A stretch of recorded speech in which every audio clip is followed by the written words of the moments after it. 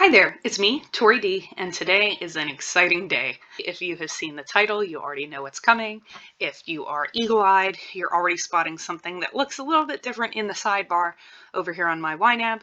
But what I'm going to be doing today is budgeting my first paycheck of March 2023. As you can see up here, it is a 3-paycheck month, so that's exciting. This also isn't entirely accurate, as I pulled some of my overfunding from February and zeroed out my February budget here. So that's kind of exciting. One of the first things I want to do is my down payment category. I want to hide that because we are done. So as of February 28th, a couple days ago, I am officially a homeowner.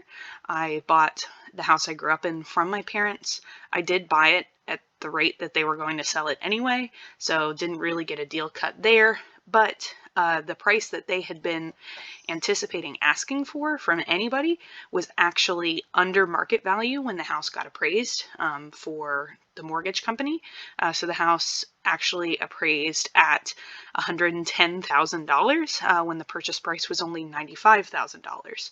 And out of that, I have a $76,000 mortgage that becomes payable starting April 1st. And so this is actually an awesome thing that YNAB does, that because I haven't really had any loans that I've been paying on, I haven't really been able to use the loan calculator and the payoff simulator. So what happens with my mortgage, just so you know, everybody kind of knows what's going on, is my minimum payment every month is about $680. A little over 500 of that is actually going towards the mortgage itself, and then about 175 in escrow with an almost 7% interest rate, which is just gross.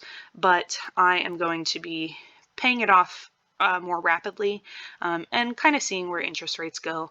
I can refinance after 6 months. I probably won't do it that quickly unless rates drop back down, you know, to 2 or 3%, because that would be great. But as of right now, again, my minimum payment is $682, but my monthly target is $1,000 a month, and that's right now. So again, if you're familiar with my channel, through my job, I get quarterly bonuses, and I also get a guaranteed raise every year with a minimum of 2%, but could be anywhere between 3 and 4%. So that will kind of increase the flexibility I have in my additional income from my job. So maybe eventually putting more than $1,000 a month towards it. I'm looking at doing that accelerated payoff, paying it off, you know, almost 19 years sooner.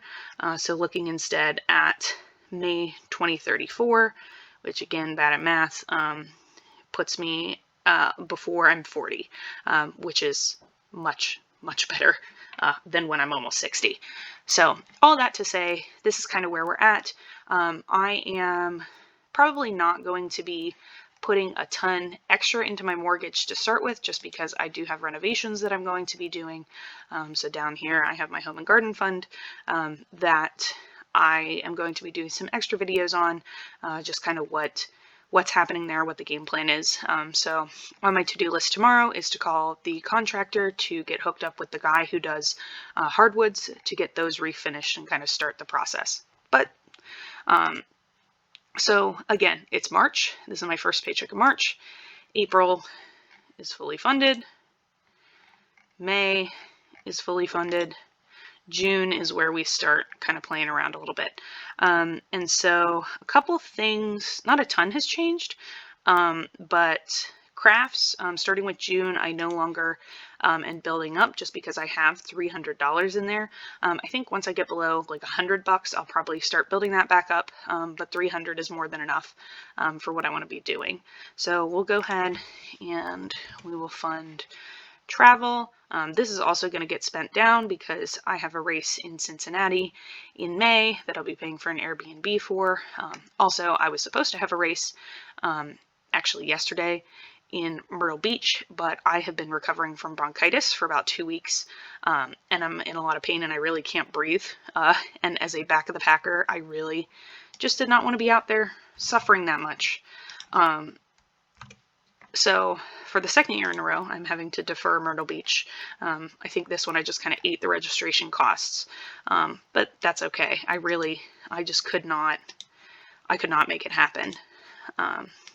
which happens. I think the older I've gotten, the more I've kind of realized I need to be able to listen to my body and just kind of listen to what it's trying to tell me.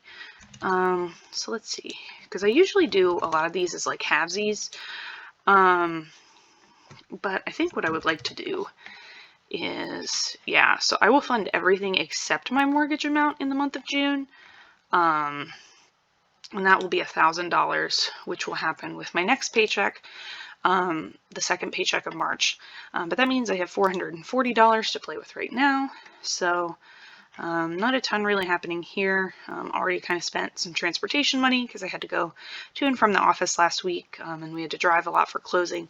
One thing I'm kind of waiting until I'm actually in the house is I currently have my heating oil as part of my total utilities, but that's actually going to be a sinking fund to the point where I need to spend out of it. So I may actually pull heating oil out of my utilities category and have everything else kind of combined, because otherwise the way I do the rest of these categories, I spend it down. I'm also waiting for something to clear that happened on the 28th with my fuel for my car. But I want to get these, I like to have these all spent down at the end of the month, so there's not kind of extra money floating around anywhere.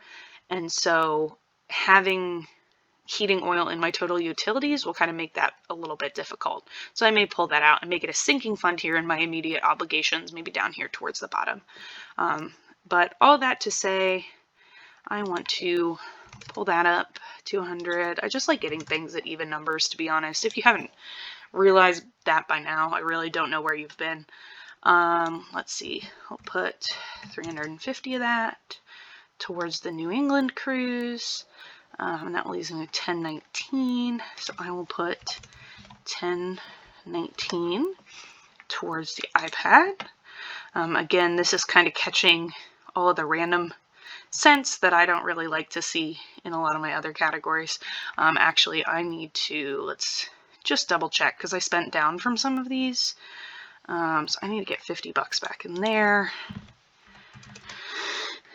I had some auto maintenance, but I think I kind of covered that off camera when I was doing my budget last week or the week before. I'm giving that's okay for that to be down. That's okay for that. I'm going to top both of these categories off with another 25 a piece, just so I don't have to worry about them as if I'm actually worried about anything, but you know what I mean. Okay, so we have all of those look good. Running shoes I don't need for a while, so those can stay down. Like I said, travel is going to be getting unfunded in April. I really don't have any travel planned for the rest of March, since I'm not going to Myrtle Beach, nor for the month of April at all, like actual travel. So that will get to build up a little bit, which is nice. That cruise looks good, since I've paid for the actual room and cabin and everything. So this is just for some extras that I should probably get some gift cards so I can get some money back on gas. I don't have a mortgage this month, so that money went towards my home and garden fund.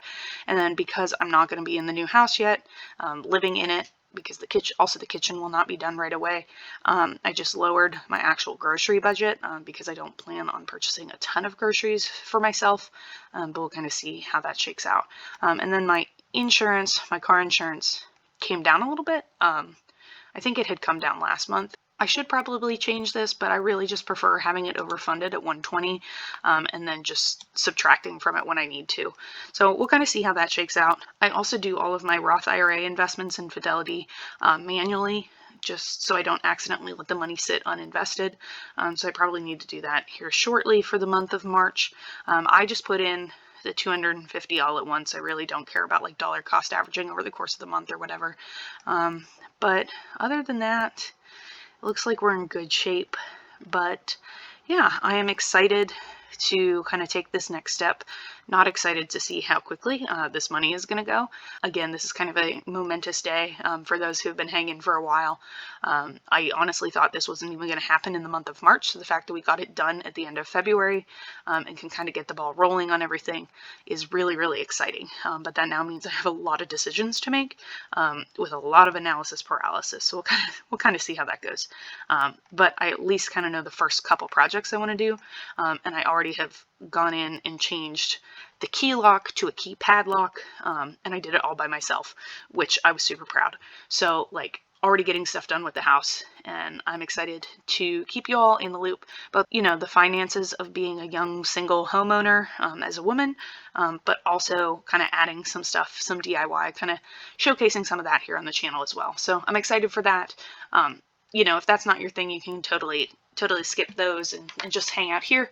But just know that I will be talking about some of my house stuff throughout this, because this is going to be, you know, as I've already mentioned, once these 3 things are kind of paid for, it's all going into home renovations. So excited to see how that goes. But again, thank you all for hanging out, and I hope you have a great rest of your day.